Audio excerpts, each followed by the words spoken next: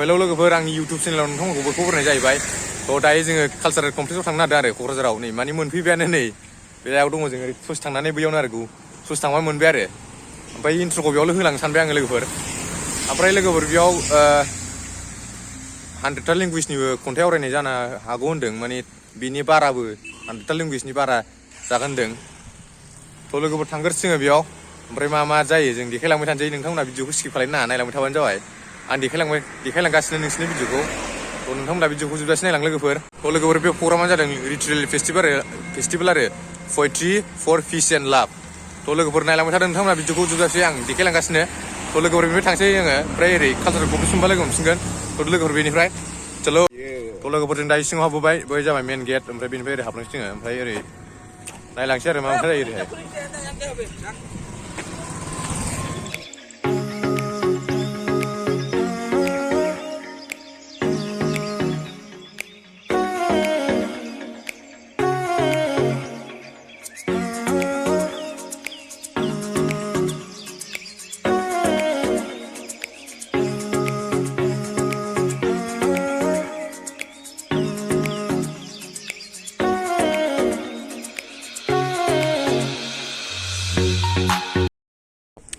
थ' लोगोफोर नै ओरै नायनो हागोन बेयाव गिदिर आखरजों 3D आखरजों बेयाव माबा लिरनानै दोनदों आरो पयेट्रि फर पिस एन्ड लाभ लिरनानै दोनदों। ओमफ्राय नैबे जाहैबाय मेन स्टेज लोगोफोर नै ओरै नायनो हागोन नै बे जाहैबाय मेन स्टेज।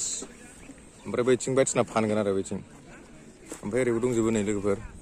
ओमफ्राय नैबेयाव स्टेज दं, बेयाव प्रग्राम जागोन बेयाव। थ' लोगोफोर जों बै अडिट'रियाम सिङाव हाबहैनायनि सिङाव हाबफेराखै।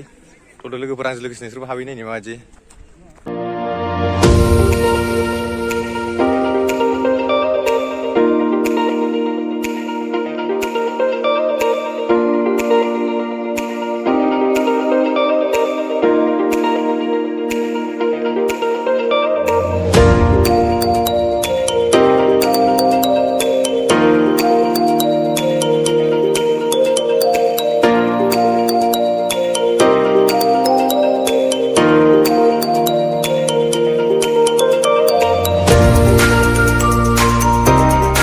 प्रग्रामा दानो जाथ'वा, दा मोनायावसो जानो हागौ।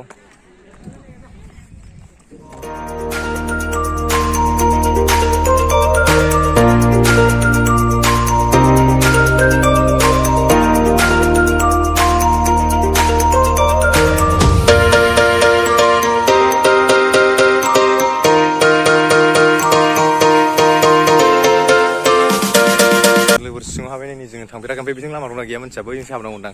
थ' थांनायसै लोगोफोर जोङो।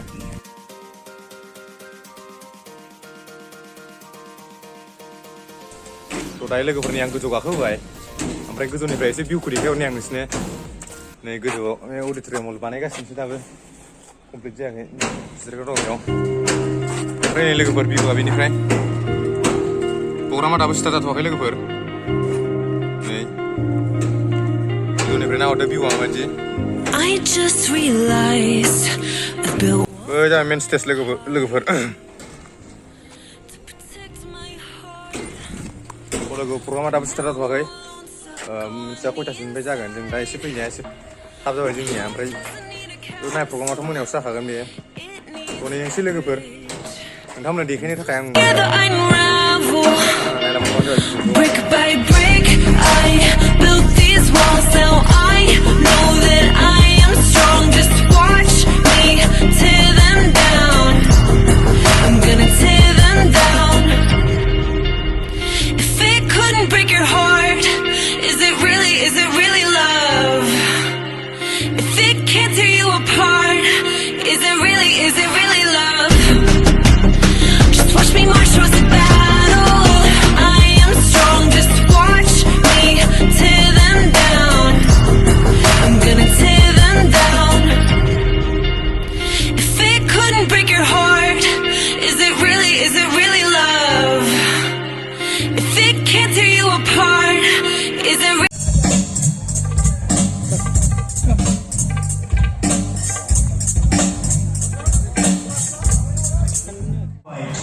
So because of Yossi Brahma sir only we have been able to receive and invite Mrs. Nirmohi today.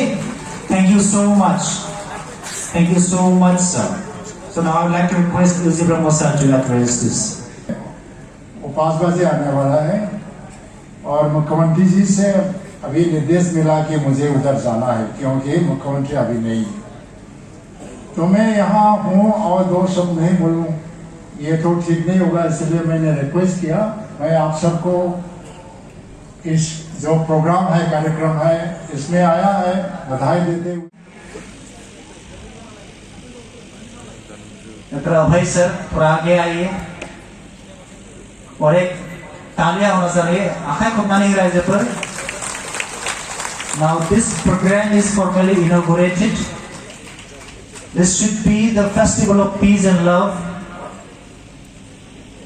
बे सिमाङा जोंनि मानाव गेदेर श्री प्रमद बर' सारनि आरो बिथाङा बयखौबो लानानै बे हाबाफारिखौ खुंदों। गोबां रायजोफोरनि बेवहाय खन्थाइगिरिफोर दं। We have poets from different states of India and we have poems already sent.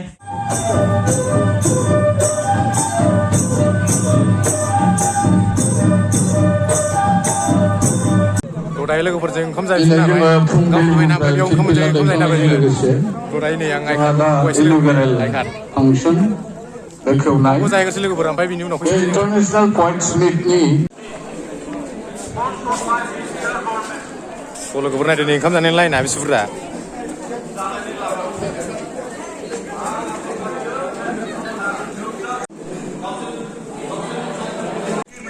दायो जों जानानै ओंखारबोबाय लोगोफोरनि ओमफ्राय मानसिफ्रा लाइनाव दाबो दङ आजां गाजांनो आइखार थाबाथाव मोनजायो नै आइखार दसेनो ओरै थ्रु खालामनानै दारि जाहैबानो मोनजायो। दायो लोगोफोरनि जों ओंखाम जाखांनानै फैबाय आरो I welcome the poets, खर' लागासिनो the guests, the officials, the MCLA and ministers and MLAs of Assam Legislative Assembly who gathered here.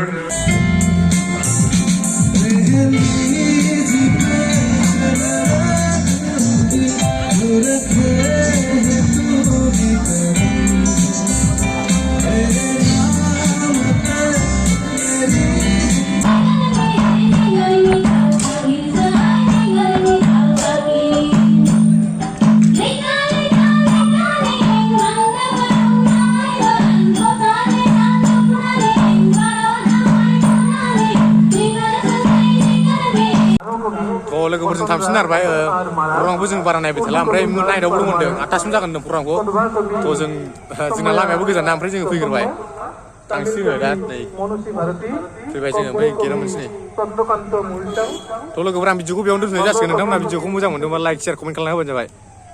Bye bye next video लोगो मोनगोन।